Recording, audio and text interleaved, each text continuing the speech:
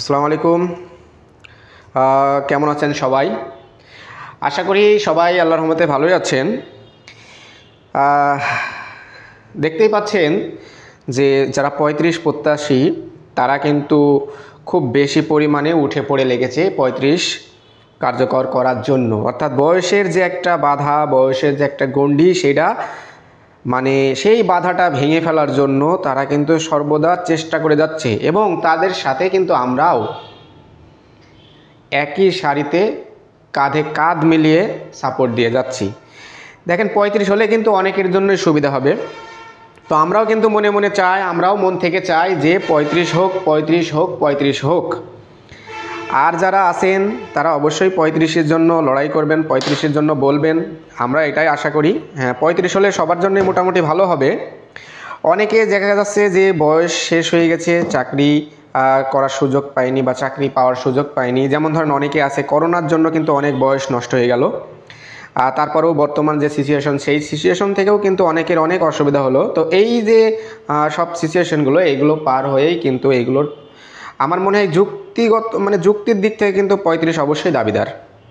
তো যাই হোক, আমরা এই কথাতে আর না যাই। আমরা যেহেতু আমরা একাত্মবোধ করছি, সবার সাথে আমরা সাপোর্ট দিচ্ছি যে ৩৫-এর জন্য সবাই এগিয়ে চলেন। আর আপনাদের মতবাদও একটু শুনি, দেখি কারা কারা এর পক্ষে আছেন।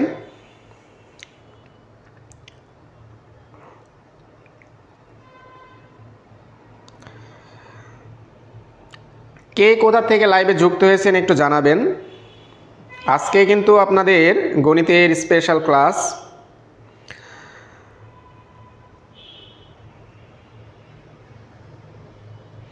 আচ্ছা, আরেকটা বিষয় দেখেন, আপনারা হয়তো শুনেছেন যে বিশেষ গণবিজ্ঞপ্তি কিন্তু হচ্ছে না। যেহেতু বিশেষ গণবিজ্ঞপ্তি হচ্ছে না, তাহলে কিন্তু 18তমর জন্য এবং 19তমর জন্য বিরাট একটা কিন্তু সুযোগ। হ্যাঁ, তো 18-19 যারা আছেন, আসলে 18-19 প্রত্যাশী যারা, তাদের জন্য যে এত পরিমাণে সুযোগ, এই সুযোগটা আমার কাছে মনে হয় যে আপনারা হয়তো কাজে লাগাবেন। আর যারা বুদ্ধিমান তারা অবশ্যই পিছিয়ে না পড়ে কাজে লাগাবেন এই বিষয়টাকে। কারণ যেহেতু বিশেষ গণবিজ্ঞপ্তি দিচ্ছে না, হ্যাঁ, বা বিশেষ গণবিজ্ঞপ্তি হচ্ছে না, তার মানে কি সবার জন্য কিন্তু বিরাট একটা সুযোগ হয়ে গেল। ঠিক আছে, আর এই সুযোগটা আপনারা কেন হেলায় হারাবেন?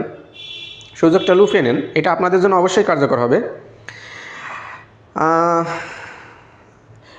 প্লিজ একটু কমেন্টে জানান কে কোথা থেকে লাইভটা দেখছেন এবং আপনাদের মতবাদগুলো জানান। আমি অঙ্কে যাব, তবে তার আগে সবার কিছু মতবাদ এখান থেকে নিব আর কি। হ্যাঁ,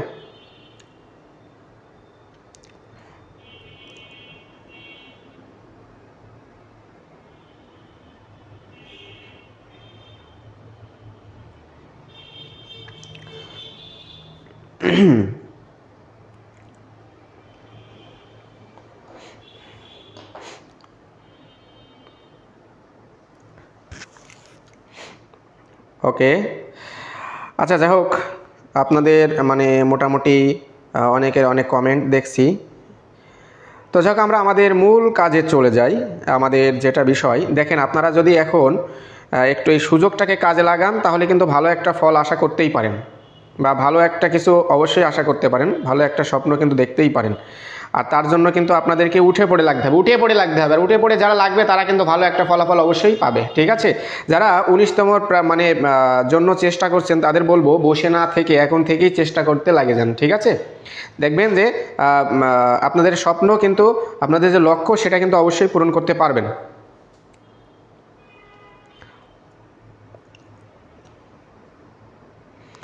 আচ্ছা, বোর্ডে একটা অঙ্ক দেখতে পাচ্ছেন যে যেটা 18তমতে এসেছিল, যে 6300 সংখ্যাটিকে কত দ্বারা গুণ করলে সংখ্যাটি পূর্ণবর্গ হবে। এই যে একটা অঙ্ক, এই অঙ্কটা আসলে অনেকভাবে কিন্তু করা যায়, তবে আপনাদেরকে এটা সহজ নিয়মে আমি শিখাবো।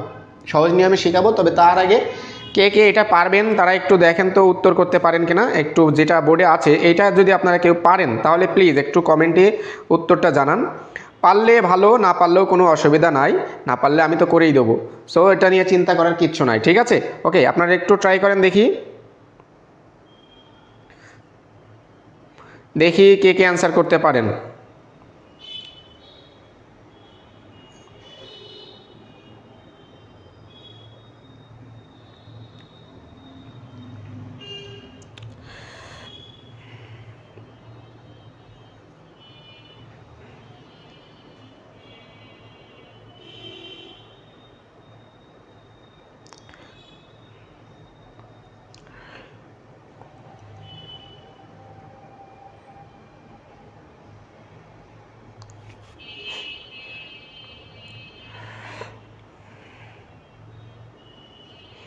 ওকে, যারা অ্যান্সার করছেন আমি অ্যান্সারটা একটু পড়ি।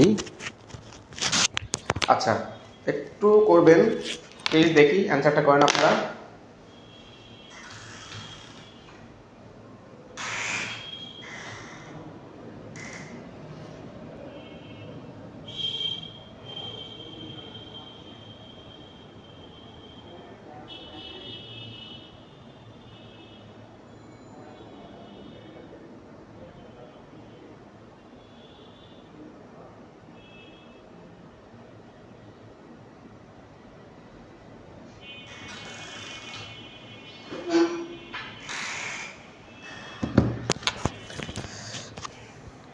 আচ্ছা, যাই হোক, একজন অ্যান্সার করেছেন, আমি মাত্র একজনকে দেখছি অ্যান্সার করতে,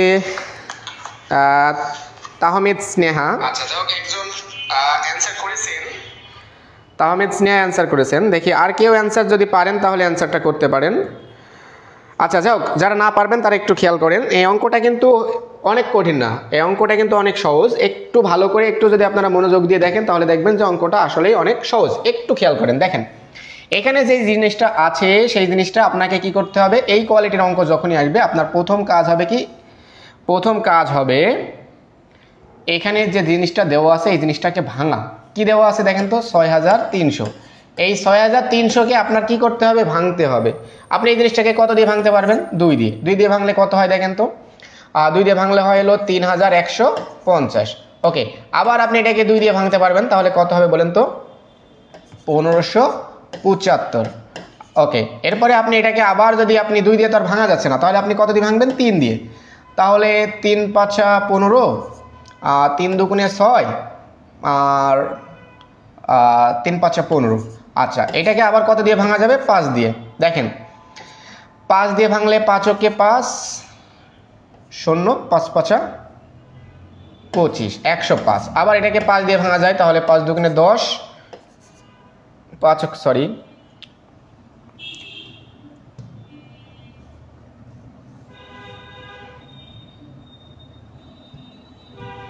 এই যে 5 দুগুণে 10, 5 কে 5। আবার দেখেন আমরা যদি 21কে ভাঙি তাহলে এটা কত দিয়ে ভাঙা যাচ্ছে, 3 দিয়ে। 3 7 21। তাহলে আমরা ভাঙার পরে কি কি পালাম দেখেন তো, আমরা পালাম হলো আপনার 2 গুণ 2, মানে 2টা 2 পালাম। তারপরে 3 পালাম কয়টা, 2টা। তারপরে কি পাইছি আমরা, 5 পেয়েছি, 5 গুণ 5। ওকে, সর্বশেষ পেয়েছি কি, 7। তাহলে দেখেন একটু ভালো করে খেয়াল করে দেখেন, আপনি এইরকমভাবে ভাঙার পরে আপনার প্রথম কাজটা কি হবে, প্রথম কাজটা হবে এভাবে ভাঙা। এবার ভাঙার পরের কাজটা কি, আপনি ভাঙার পরে দেখবেন যে এটা একটু মনোযোগ সহকারে দেখেন জিনিসটা। আপনি এই যে ভাঙলেন, এইভাবে তো ভাঙতে পারবে একটা বাচ্চা, যে সেও কিন্তু ভাঙতে পারে বিষয়টা। হ্যাঁ, 2 দিয়ে ভাঙলেন, 2 দিয়ে ভাঙলেন, 3 দিয়ে ভাঙলেন, 5 দিয়ে, 5 দিয়ে, 3 দিয়ে, 7 দিয়ে। তার মানে কি, আপনি 2 পাইলেন 2টা, তারপরে 3 পাইলেন 2টা, 5 পাইলেন 2টা, 7 পাইলেন 1টা। এইভাবে কিন্তু আপনি ভাঙতে পারবেন, আমার বিশ্বাস আপনারা ভাঙতে পারবেন। সো এইভাবে ভাঙার পরে আপনি এবার খেয়াল করবেন যে জোড়াবিহীন কে আছে। জোড়াবিহীন, জোড়াবিহীন মানে বোঝেন, জোড়াবিহীন মানে কার জোড়া নাই। দেখেন তো 2 এবং 2 এর জোড়া আছে, 3 এবং 3 এর জোড়া আছে, 5 এবং 5 এর জোড়া আছে, কিন্তু 7 এর জোড়া নাই।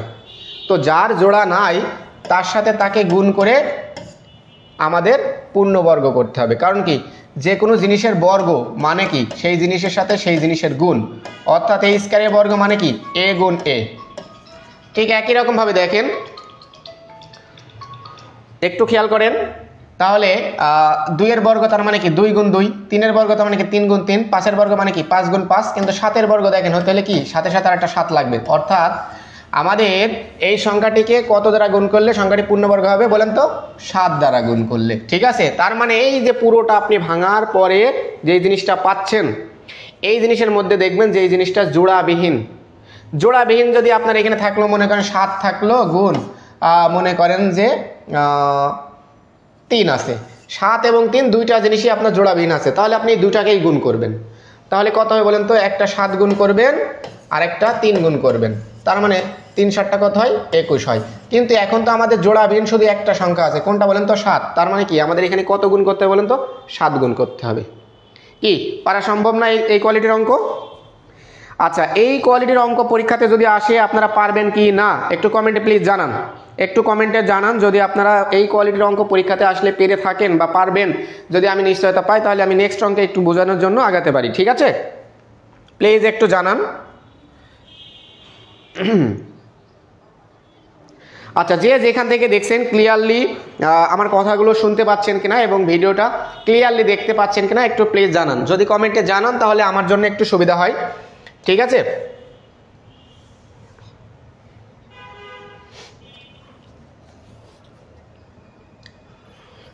এই যে একটা অঙ্ক বিভিন্ন পরীক্ষাতে আসে সেটা হলো এই কোয়ালিটির। এই যে একটা দেখেন যে সরল সুদে কোনো আসল 12 বছরের সুদে আসলে 4 গুণ হলে সুদের হার কত? আচ্ছা, এই যে এই অঙ্কটা যদি পরীক্ষাতে আসে তাহলে এটা আমরা কিভাবে করব? ঠিক আছে, শুনতে পাচ্ছি, দেখতেও পাচ্ছি। ওকে, থ্যাংক ইউ। ওকে, আপনাকে অনেক ধন্যবাদ। এখন বোর্ডে আমি যে অঙ্কটা দিয়েছি একটু খেয়াল করবেন। বোর্ডে একটা অঙ্ক দিয়েছি, একটু দেখেন।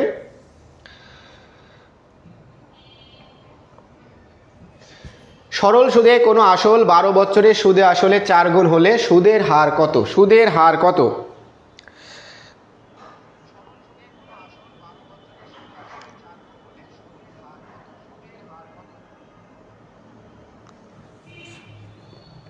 আচ্ছা, হুমায়রা আক্তার, আপনার যদি 2 বা 3, 2 বার না হয়ে যদি 3 বার হয়, ওই যে বললাম যদি আপনার 2 বার বের হয়, আপনার মনে করেন এরকম হয়েছে, আমি বলে দিই। আচ্ছা, এই অঙ্কটা আমি পরে বোঝাচ্ছি, কিন্তু তার আগে একটা আপুর একটা প্রশ্ন আছে। এই যে হুমায়রা আক্তারের এই যে প্রশ্নটা একটু খেয়াল করবেন। মনে করেন আপনি ভাঙলেন, হ্যাঁ, ভাঙার পরে 3 পেলেন কয়টা? 3টা। তারপরে আপনি 2 পেয়েছেন কয়টা? মনে করেন 2টা। তারপরে 5 পেয়েছেন কয়টা? মনে করেন 2টা। 7 পেয়েছেন কয়টা? মনে করেন 1টা। মনে করেন আপনি এইভাবে পেয়েছেন, ভাঙার পরে এভাবে পেয়েছেন, 2 পেয়েছেন 2টা, 3টা 3 পেয়েছেন, 2টা 5 পেয়েছেন, 1টা 7 পেয়েছেন। আপনাকে আমি কি বলেছি? আপনাকে আমি বলেছি কোনটা জোড়া বাদে দেখবেন। জোড়া বাদে, জোড়া বাদে মানে বোঝেন? জোড়া বোঝেন না ভাই? একটা ছেলে একটা মেয়ে একটা জোড়া, 2টা ছেলে একটা জোড়া ভাই, 2টা মেয়ে এক জায়গায় আছে এটাও একটা জোড়া ভাই। এখন আপনি খেয়াল করেন এই যে 2 এবং 2 একটা জোড়া হয়ে গেছে, 3 এবং 3 একটা জোড়া হয়ে গেছে, কিন্তু এই 3টা কিন্তু জোড়া নেই। 5 এবং 5 দেখেন এটা কিন্তু জোড়া হয়ে গেছে। আপনার এখানে জোড়া বাদে আছে কে কে? দেখেন এই 3টা জোড়া বাদে আছে এবং এই 7টা জোড়া বাদে আছে। তাহলে এবার আপনি কি করবেন? এই দুটাকে জোড়া বানাবেন। 3 গুণ 7 মানে 3 এবং 7কে এবার জোড়া বানালেন। এবার দেখেন 3 7টা কত হয়? 21। তার মানে আপনার ওখানে উত্তর হতো কত জানেন? 21। তাহলে আপনার ওইখানে উত্তর হতো কত? 21। কিভাবে হলো বুঝতে পেরেছেন? মানে মূল কথা 2টা বেরাক 3টা বেরাক এটা বিষয় না, আপনি দেখবেন যে জোড়া বাদে কয়টা সংখ্যা বেরোচ্ছে। ঠিক আছে, আপনার এটা 3টা বেরাইতেই পারে। আচ্ছা যাক, হুমায়রা আক্তার আপু, আপনি আমার কথাটা বুঝতে পেরেছেন কিনা প্লিজ একটু জানান, কারণ আমি আপনার জন্য অপেক্ষা করছি, কারণ আপনাকে আমি বুঝাচ্ছি। যেহেতু আপনাকে বুঝাইছি বিষয়টা, তাহলে আপনি একটু কমেন্টে আগে জানান যে আপনি বিষয়টা বুঝতে পেরেছেন কিনা।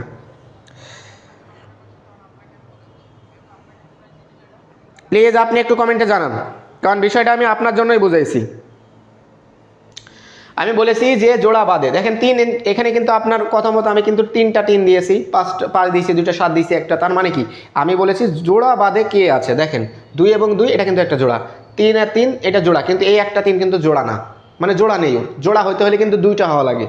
ওকে, 5 এবং 5 এটাও কিন্তু জোড়া, 7 কিন্তু জোড়া না। তাহলে আমরা জোড়া বাদে পেয়েছি 2টা জিনিস, একটা 3 পেয়েছি আর একটা 7 পেয়েছি। ওই জন্য 3 আর 7কে গুণ করে দিয়ে দিলাম, মানে যেইটার জোড়া থাকবে না তাদেরকে গুণ করে দিলেই উত্তরটা হয়ে যাবে। তো হুমায়রা আপু, আপনি কিন্তু এখনো পর্যন্ত আপনি কমেন্টে জানান নাই যে আপনি আসলেই বুঝতে পেরেছেন কিনা। ওকে, আপনার জন্য অপেক্ষায় থেকে থেকে অপেক্ষার প্রহর আমার শেষ হচ্ছে না, তারপরও কিছু বলার নাই, আমি সামনের দিকে একটু এগোই। যেহেতু আপনি আমার কথাটা রেসপন্স করেছেন, আপনার কথার কিন্তু আমি রেসপন্স করেছি, বাট আপনি কিন্তু আমার কথার রেসপন্স করেন নাই। ওকে, আচ্ছা দেখেন এই অঙ্কটা আপনাদেরকে একটু শিখাই, যে এই কোয়ালিটির অঙ্ক কিন্তু প্রায়ই বিভিন্ন চাকরির পরীক্ষাতে আসে, নট অনলি নিবন্ধন, এটা কিন্তু আপনার প্রাইমারি বা বিভিন্ন সরকারি যে চাকরির পরীক্ষাগুলো আছে সেখানেও কিন্তু আছে। সো একটু খেয়াল করবেন অঙ্কটার দিকে। সরল সুদে কোনো আসল 12 বছরে সুদে আসলে 4 গুণ হলে সুদের হার কত? আপনি এই কোয়ালিটির অঙ্ক যখন আসবে তখন আপনি জাস্ট মনে মনে এখানে একটা বিষয় ধরে নেবেন, সেটা হলো মনে করেন আসলটা ধরে নেবেন, আসল মনে করেন ধরবেন কি, মনে করেন একটা এক্স, ঠিক আছে। ওকে, এরপরে আপনার কি বলেছে, এখানে বলেছে সরল সুদে কোনো আসল 12 বছরে সুদে, এই বছরটা কত, বছর হলো 12 বছর, তাহলে বছর সমান সমান আপনার 12। এরপরে কি বলেছে সুদে আসলে 4 গুণ, তার মানে কি সুদ আসল একটু খেয়াল করেন কিন্তু এখানে বলেছে সুদ আসলে কতটুক হচ্ছে 4 গুণ হচ্ছে, তার মানে কি সুদ আসল মিলে কিন্তু 4 গুণ হচ্ছে। তাহলে সুদ আসল মিলে 4 গুণ হচ্ছে, কার 4 গুণ হচ্ছে, এই যে আসলের 4 গুণ হয়। হ্যাঁ, এই যে 12 বছরে সরল সুদে কোনো আসল 12 বছরে সুদে আসলে 4 গুণ হচ্ছে, তার মানে কি আসল যা আছে সুদ আসল তার 4 গুণ হচ্ছে, তার মানে এক্স এর 4 গুণ মানে কত বলেন তো, 4x। ঠিক আছে, এখন আপনার আসল হলো এক্স, বছর হলো 12, সুদ আসল হলো 4x। এখন আপনি তো ভালো করেই জানেন এই সুদ এবং আসল থেকে যদি আপনি আসলটাকে বাদ দিয়ে দেন তাহলে কিন্তু আপনার সুদ বের হয়ে যায়। কীরকম, সুদ যদি আপনাকে বের করতে হয় তাহলে কি করতে হবে, সুদ আসল থেকে আসলকে বাদ দিয়ে দিতে হবে। সুদ আসল থেকে আসলকে বাদ দিলেই কিন্তু আমরা সুদটা পেয়ে যাব। তাহলে সুদ আসল ছিল কত, 4x, তার থেকে আমরা বাদ দেবো আসল একটা x, তাহলে থাকবে কি 3x।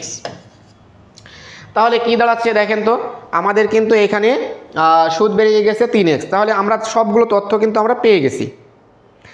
আমরা আসল পেয়ে গেছি x, বছর পেয়ে গেছি 12, সুদ আসল পেয়ে গেছি 4x, সুদ পেয়ে গেছি কত 3x।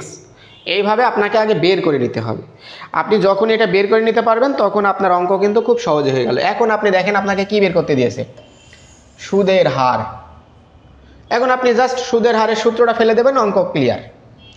আপনার প্রথমে কি বের করতে হলো, আপনি প্রত্যেকটা তথ্য এখানে জাস্ট বের করে নিলেন এক পাশে, অঙ্কটা দেখে প্রথমে কি বের করলেন, বছরটা দেওয়া আছে বছর লিখে নিলেন, তারপরে আসলকে আপনি ধরে নিলেন এক্স, তারপরে কি বলেছে সুদ আসল হলো 4 গুণ, তাহলে সুদ আসল 4 গুণ মানে 4x।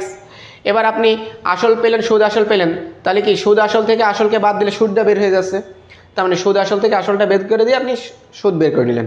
ওকে, একটু খেয়াল করেন, তাহলে আসল, বছর, সুদ আসল, সুদ আমরা সবগুলো পেয়ে গেলাম। এখন আমাদের প্রশ্ন কি, সুদের হার কত? আমরা সুদের হারের সূত্র জানি না। সুদের হারের সূত্র কি বলেন তো, সুদের হারের সূত্র সুদ গুণ 100 বাই আসল গুণ হার, আসল গুণ হার। এবার আপনি এখানে মানটা বসাই দেন, সুদ কত দেখেন তো 3x গুণ 100, নিচে আসলটা কত বলেন তো x, তারপরে কি হার না, সরি এটা হলো আমারই মিস্টেক, লেখার মিস্টেক, এটা হলো আপনার, এটা হবে আমরা যেহেতু হার বের করছি তাহলে এটা হবে বছর মানে সময়। তাহলে আমরা সময়টা দিই, দেখেন তো সময়টা কত 12 বছর। ব্যাস, এবার কাটাকাটি করি আমরা, এক্স এর সাথে এক্স এর কাটা গেল, 3 দিয়ে যদি আমরা 12 কাটি কত হয়, 3 4 12, 4 দিয়ে যদি আমরা 100 কাটি কত হয় 25। তাহলে কি দাঁড়াচ্ছে, কাটাকাটি শেষে আমরা পাচ্ছি কত 25%। কাটাকাটি শেষে আমরা কত পাচ্ছি 25%। তাহলে দেখেন যারা 25% করেছেন তাদের অ্যান্সারটা সঠিক, তাহমিদ, স্নেহা, লতিফা, হেলেন, লতা, লিটন, পারভেজ,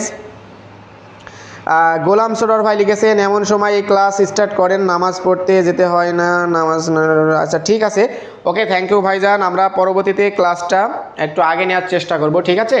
ওকে, মাগরিবের নামাজ পরপরই নেওয়ার চেষ্টা করব।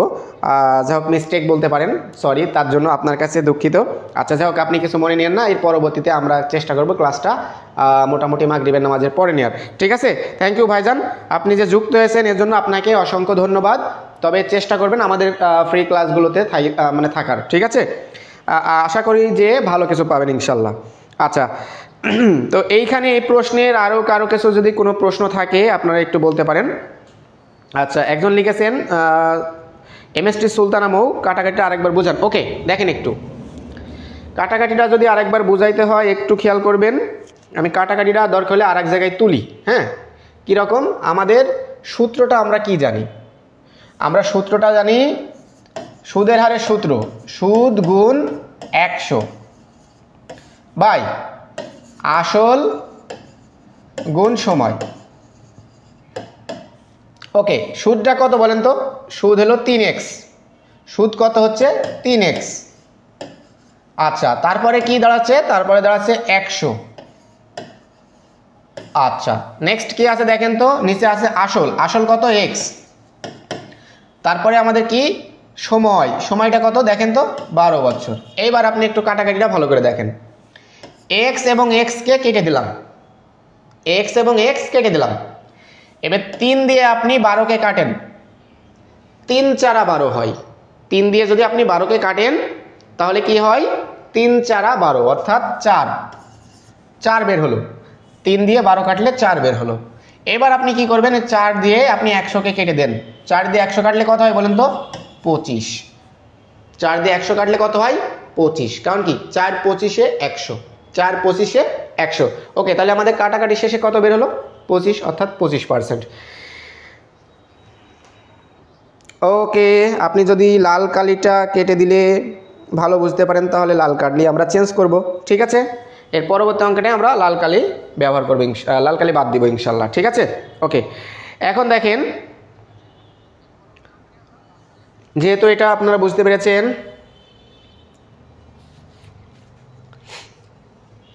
এই যে আমরা একটু 6 নম্বর অঙ্কটা একটু দেখি। 240 টাকায় 12টি কমলা ক্রয় করে 200 টাকায় 8টি কমলা বিক্রয় করলে শতকরা কত লাভ বা ক্ষতি হয়?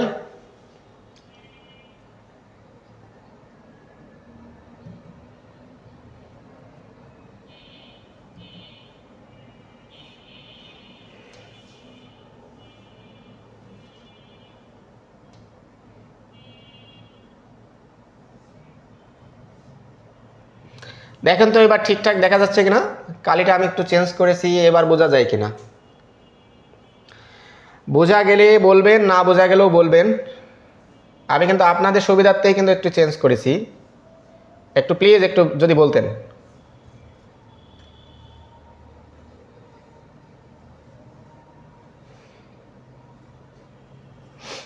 দুইটি সংখ্যার অনুপাত 4:5 এবং তাদের লসাগু 160 হলে ক্ষুদ্রতম সংখ্যাটি কত? দেখেন তো এবার বোঝা যাচ্ছে কিনা? দুটি সংখ্যার অনুপাত 4:5 এবং তাদের লসাগু 160 হলে ক্ষুদ্রতম সংখ্যাটি কত? এবার কি দেখা যায় ঠিক মতো? একটু বলবেন প্লিজ যে দেখা যায় কিনা, ঠিক মতো দেখা যাচ্ছে কিনা একটু জানাবেন। দুইটি সংখ্যার অনুপাত 4:5, তাদের লসাগু 160 হলে ক্ষুদ্রতম সংখ্যাটি কত? তো এই অঙ্কটা কেউ পারেন কিনা দেখি। যদি এই অঙ্কটা পেরে থাকেন তাহলে উত্তর কত হবে একটু অ্যান্সার করেন দেখি। আমি করিয়ে দেবো, তবে তার আগে আপনাদের কাছ থেকে অ্যান্সার আশা করছি। এই যে দেখছেন, এক এক জনের এক এক মত, মানে নানা মুনির নানা মত। এটা তো হওয়াই স্বাভাবিক, ম্যানি ম্যান ম্যান মাইন্ডস, তাই তো? এটাই তো হবে। কারণ একটা জিনিস দেখেন যে এর আগে একটা ব্যাকগ্রাউন্ড দিলাম, তখন একজন চেঞ্জ করতে বললেন, আবার এখন একটা দিচ্ছি, এখন চেঞ্জ করতে বলছেন। ভাই আমরা আসলে যাব কোন দিকে? ঠিক আছে, যাই হোক, কিছু মনে নেন না, একটু মানিয়ে নেন। তার আগে দেখেন যে বোঝা যায় কিনা বা দেখা যায় কিনা, এটা একটু খেয়াল করেন। ঠিক আছে,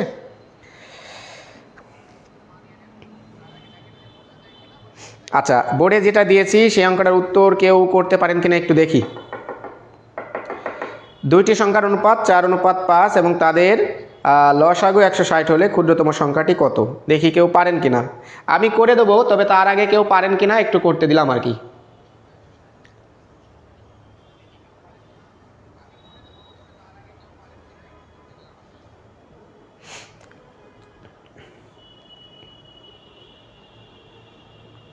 ও, একজন অলরেডি অ্যান্সার করেছেন। সঠিক না বেঠিক এটা একটু পরে জানা যাবে, তবে দেখি কেউ আর করেন কিনা।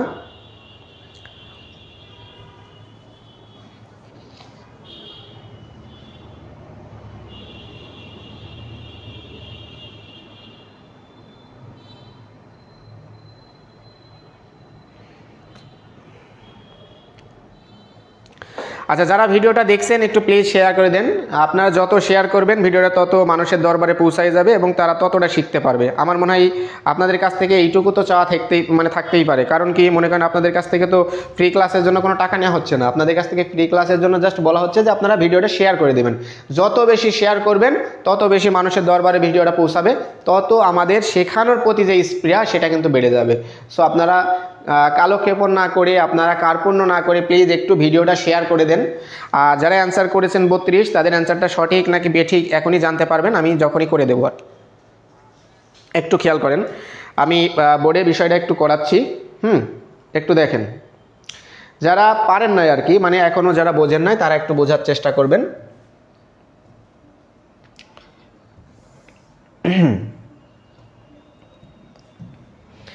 আচ্ছা, একটু দেখেন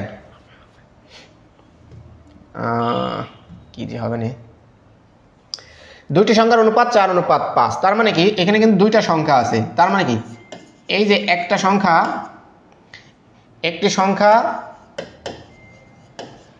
সংখ্যা কত, এই যে 4, অর্থাৎ কি 4x। আর একটা সংখ্যা কত, অপর সংখ্যা। জাস্ট একটু খেয়াল করেন, অপর সংখ্যাটা কত, 5, অর্থাৎ কি 5x। তার মানে এখানে আপনি দুইটা সংখ্যা কিন্তু বসাই নিলেন। দুইটা সংখ্যা বসানোর পরে আপনি এখানে কিসের মান দেওয়া আছে, লসাগুর মান দেওয়া আছে, তাহলে লিখলেন কি লসাগু। একটু খেয়াল করেন তো, লসাগু কার বলে?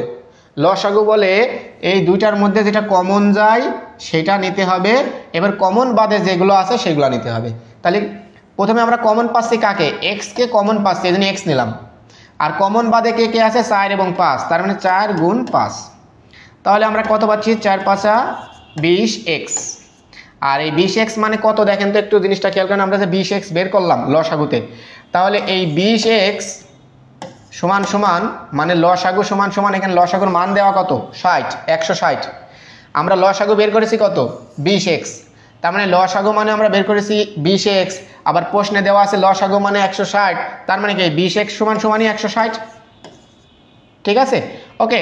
এখন খেয়াল করেন যে, বা x থাকলো ওই পাশে 160 থাকলো, 20 এইখানে x এর সাথে গুণ, এখানে আসলে কি হয় বলেন তো, ভাগ। তাহলে এবার এটাকে আমরা একটু কাটাকাটি করি, 0 0 2 দিয়ে 16 কাটলে কত হয়, 8 হয়। তাহলে আমরা x এর মান পেলাম কত দেখেন তো, x এর মান পেলাম 8।